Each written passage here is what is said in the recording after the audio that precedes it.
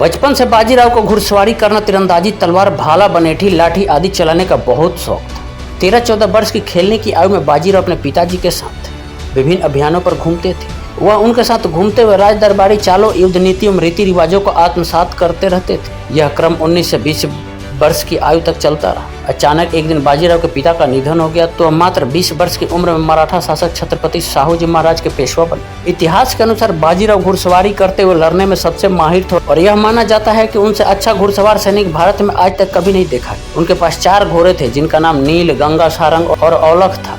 अपने प्रिय घोड़ों की देखभाल बाजीराव स्वयं करते थे। पेशवा बाजीराव की लंबाई 6 फुट, हाथ लंबे, शरीर बलिष्ठ था। पूरी सेना को हमेशा बेहद सख्त अनुशासन में रखते थे।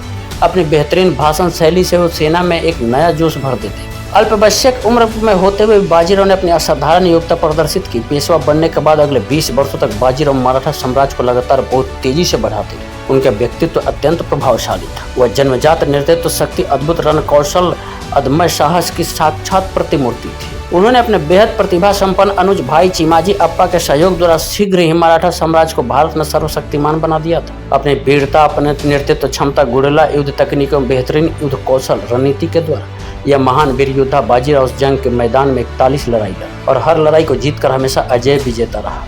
छत्रपति शिवाजी महाराज की तरह वह बहुत ही कुशल घुड़सवार थे। घोड़े पर बैठे बैठे भाला चलाना, बनेठी घुमाना, बंदूक चलाना उनके बाएं हाथ का खेल। घोड़े पर बैठकर बाजीराव के भाले की फेंक इतनी जबरदस्त होती थी कि सामने वाले दुश्मन को जान बचाने के लिए लाले पड़ जाते थे। बाजीराव के समय में भारत की जनता मुगलों के साथ साथ अंग्रेजों और पुर्तगालियों के अत्याचारों से त्रस्त हो चुकी थी। यह आक्रांता भारत के देवस्थान, मंदिरों को तोड़ने, जबरन धर्म परिवर्तन करते, महिला और बच्चों को मारते में उनका भयंकर शोषण करते थे। ऐसे में बाजीराव पेशवा ने उत्तर भारत से लेकर दक्षिण भारत तक ऐसी विजय पताका फहराई कि चारों ओर उनके नाम का डंका बजने लगा। उनकी वीरता को देखकर लोग उन्हें शिवाजी का साक्षात अवतार मानने लगे। बाजीराव के शौर्य गाथा में सन 1724 में सकर खेरला में बाजीराव पेशवा ने मुबारिज खां को परास्त किया था। सन 1724 से 1726 तक मालवा तथा कर्नाटक पर प्रभुत्व स्थापित कर लिया। सन 1728 में पालखेर में महाराष्ट्र के शत्रु निजामुल मुल्क को पराजित करके उसने चौथ तथा सरदेश मुखी वसूली की। सन 1728 में मालवा और बुंदेलखंड पर आक्रमण कर मुगल सेना नायक गिरधर बहादुर तथा दया बहादुर पर विजय प्राप्त की। तदंतर मोहम्मद खां बंगस को परास्त किया। सन 1731 में दभोई में त्र्यंबक राव को नतमस्तक कर बाजीराव ने आंतरिक विरोध का दमन किया। सीधी अंग्रिया तथा पुर्तगालियों में अंग्रेजों को भी बहुत बुरी तरह पराजित किया। बाजीराव का मुगलों की दिल्ली को जीतने का अभियान, उन्होंने सादात खां और मुगल दरबार को सबक सिखाने की सोची। उस समय देश में कोई भी ऐसी ताकत नहीं थी जो सीधे दिल्ली पर आक्रमण करने का ख्वाब भी दिल में ला सके। मुगलों का और खासकर दिल्ली दरबार का ऐसा खौफ सबके सिर चढ़कर बोलता था, लेकिन बाजीराव को पता था कि यह खौफ कब तभी हटेगा जब दिल्ली पर खुद सीधा हमला हो।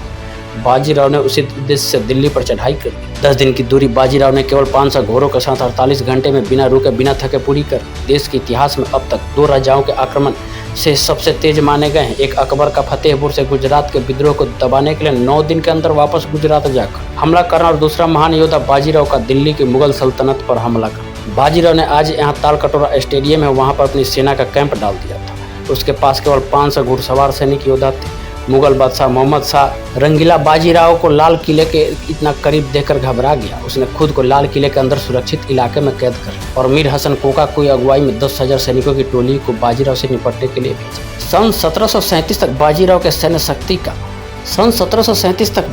सैन्य शक्ति अपने चरम सीमा पर थी। उसी वर्ष भोपाल में बाजीराव पेशवा ने फिर से निजाम को पराजित दी। अंततः 1739 में उन्होंने नासिरगंज पर विजय प्राप्त की थी। बाजीराव प्रथम को एक महान घुड़सवार सेनापति के रूप में जाना जाता है और इतिहास के उन महान योद्धाओं में बाजीराव का नाम आता है जिन्होंने कभी भी अपने जीवन में एक भी युद्ध नहीं हारा। यह उनकी महानता एवं युद्ध कौशल को दर्शाता है। बाजीराव के रूप में भारत के इतिहास में पहली बार ऐसा वीर महायोद्धा घुड़सवार सेनापति हुआ था। अमेरिकी इतिहासकार बर्नार्ड मॉन्टगोमेरी के अनुसार बाजीराव पेशवा भारत के इतिहास का सबसे महानतम सेनापति था और पालखेर युद्ध में जिस तरीके से उन्होंने निजाम की विशाल सेना को पराजित किया, उस वक्त सिर्फ बाजीराव प्रथम ही ऐसा कर सकते थे। उसके अलावा भारतीय उपमहाद्वीप में यह सब करने की क्षमता किसी और से नहीं थी। बाजीराव प्रथम और उनके भाई चिमाजी अप्पा ने बेसिन के लोगों को पुर्तगालियों के अत्याचार से भी बचाया, जो जबरन धर्म परिवर्तन करवा रहे थे और जबरन यूरोपीय सभ्यता को भारत में लाने की कोशिश कर रहे थे। सन 1739 में अंतिम दिनों में अपने भाई चिमाजी अप्पा को भेजकर उन्हें पुर्तगालियों को हरा दिया और बसाई की संधि करवा। जिस समय बाजीराव प्रथम को सन 1720 में छत्रपति शाहूजी महाराज ने मराठा साम्राज्य का पेशवा नियुक्त किया था, जिसके बाद कई सारे मंत्री बाजीराव से नाराज हो जिसके कारण उन्होंने युवा सरदारों को अपने साथ में लाना शुरू किया, जिसमें मल्हारराव होलकर, राणोजी राव सिंधे आदि प्रमुख रूप से शामिल थे। इन सभी ने बाजीराव के साथ मिलकर संपूर्ण भारत पर अपना प्रभाव जमाने को रात दिन एक कर दिया था। बाजीराव प्रथम की सबसे बड़ी जीत सन 1728 में पालखेर की लड़ाई में हुई, जिसमें उन्होंने निजाम की सेनाओं को पूर्णतः दलदली की नदी के किनारे लाकर खड़ा कर दिया था। अब निजाम के पास आत्मसमर्पण के अलावा और कोई चारा नहीं बचा था। 6 मार्च 1728 को उन्होंने मुंशी सेगांव की संधि की थी। उन्होंने छत्रपति शाहूजी महाराज को मराठा साम्राज्य का वास्तविक छत्रपति घोषित कर दिया और संभाजी द्वितीय को कोल्हापुर का छत्रपति। उसके बाद जीवन काल में बाजीराव ने कई और लड़ाइयाँ लड़ी। सन 1737 में जब बाजीराव दिल्ली फतह के बाद वापस पुणे की ओर लौटे, जहाँ पर मुगल बादशाह मोहम्मद सारंगिल्ला ने सादत अली खान और हैदराबाद के निजाम को लिखा कि आप बाजीराव को पुणे से पहले ही रोक लें, जिसके चलते निजाम एवं बाकी सभी की सेना का सामना बाजीराव से भोपाल के निकट हुआ, जिसमें 24 सितंबर 1937 के दिन मराठा सेना ने सभी को बहुत ही जबरदस्त तरीके से हारा। निजाम ने अपनी जान बचाने के लिए बाजीराव से संधि कर ली। इस बार 7 जनवरी 1738 को यह संधि दोराहा में हुई। मालवा मराठों को सौंप दिया गया और मुगलों ने 50 लाख रुपए बतौर हर्जाना बाजीराव को सौंपा। मालवा का संपूर्ण क्षेत्र मराठों को प्राप्त हो गया।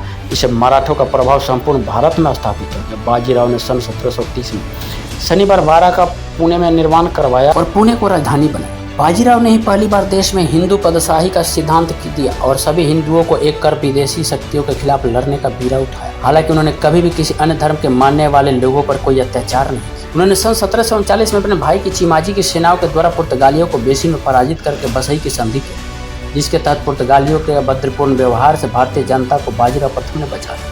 बाजीराव प्रथम बहुत ही महान और काबिल हिंदू महायोद्धा थे। संपूर्ण भारत में बाजीराव प्रथम की ताकत का जबरदस्त खौफ फैला हुआ था। यहाँ तक कि जयपुर के राजा जय सिंह द्वितीय भी उनकी काफी तारीफ करते थे। सन 1731 में उन्होंने मोहम्मद खान बंगस की सेना को पराजित कर महाराज छत्रसाल को से बचा लिया और वापस उनका बुंदेलखंड राज्य उनको सम्मान के साथ लौटा दिया। इसे प्रसन्न होकर उन्होंने अपनी पुत्री मस्तानी का विवाह बाजीराव से कर दिया और जब छत्रसाल की मौत हुई तो बाजीराव को बुंदेलखंड राज्य का 1/3 हिस्सा मराठा साम्राज्य मिलाने के लिए दे दिया गया था।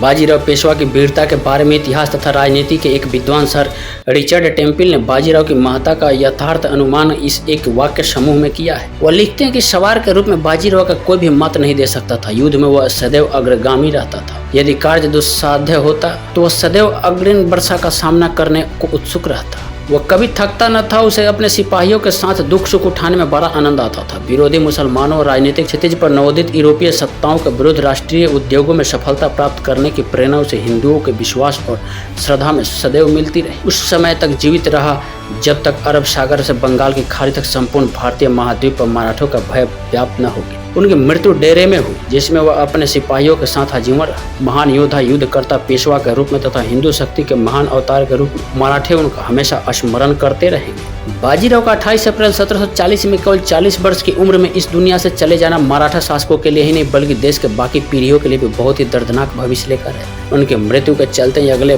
200 वर्षों तक भारत गुलामी की जंजीरों में जकड़े रहा और उनके बाद देश में कोई भी ऐसा योद्धा नहीं हुआ जो पूरे देश को एक सूत्र में बांधकर आजाद करवा पाता। जब भी भारत के इतिहास के महान योद्धाओं की बात होगी तो निसंदेह महान पेशवा श्रीमंत बाजीराव प्रथम का नाम हमेशा गर्व से लिया जाएगा और वो हमेशा हम सभी भारतवासियों के आदर्श एवं प्रेरणा स्रोत सदा बने रहे। तो दोस्तों, कैसी लगी ये पेशवा बाजीराव प्रथम की कहानी के कुछ अंश, आप हमें कमेंट करके जरूर बताइए।